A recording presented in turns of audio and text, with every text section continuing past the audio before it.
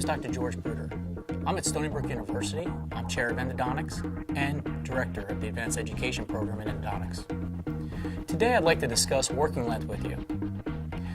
When speaking of working length, we have to consider some classic papers. One, Uri Cutler, 1955. Uri Cutler very eloquently described the difference between the apical constriction and the apical foramen. The apical foramen is what you most commonly have experienced when you look at a radiograph and you try to determine whether or not your file is at the right length. However, through his research, we found that the apical constriction, which is also the CDJ, is the area in which we want to instrument to and obturate to for our optimal results. However, we have to remember that the only way we can determine our CDJ's position is truly histologically.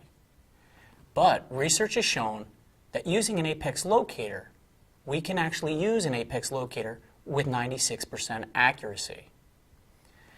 When we look at the working length, looking at films, we have to remember that it's actually a two-dimensional image while we're trying to determine a three-dimensional point of reference.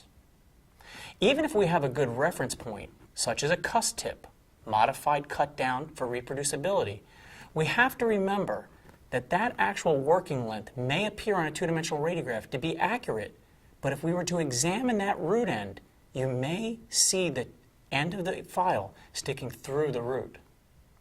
The reason for this is the portal of exit does not always come out at the exact endpoint of the root. That's why it's important for us to implement the use of things like an apex locator. We also have to remember, if our file does go past that reference point, we don't want to just pull it back inside the tooth. We want to very slowly turn it counterclockwise because the flutes are engaging in the clockwise rotation. So a very gentle motion in a counterclockwise rotation will advance the file back into the canal so that we can obtain an accurate working length. That brings me to our next point. When determining your working length, you want to remember that Ibarola told us that the best time to determine your working length is after getting rid of your dentin triangle in the coronal segment.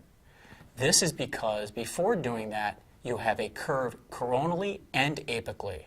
And upon removal of that dentin triangle, you actually have a canal that's shorter than your initial estimate. Thank you. This is George Bruder for Chair Time.